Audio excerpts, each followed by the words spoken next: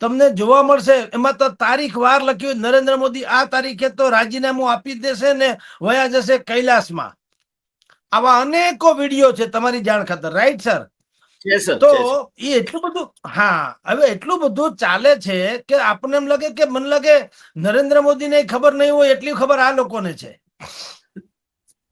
જ્યારે કે હકીકત કંઈક જુદી જ હોય છે સાહેબ. હવે આપણે ધનખડે ઉપર આવીએ અને પછી કેજરીવાલની તથાકથિત ભૂમિકા ઉપર આવીએ. જુઓ સાહેબ, વડાપ્રધાન નરેન્દ્ર મોદીને જે લોકો બિલકુલ નિકટથી ઓળખે છે અને ખબર છે કે એનું ખુફિયા તંત્ર એટલું નબળું નથી કે કેજરીવાલ કોઈ વાત લીક કરે ત્યારે નરેન્દ્ર મોદીને ખબર પડે. આ કન્ફર્મ વાત છે. નરેન્દ્ર મોદીનું હવે તમને એક દાખલો આપી દઉં એટલે ખ્યાલ આવે.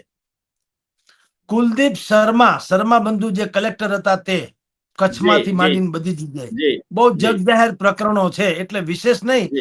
એના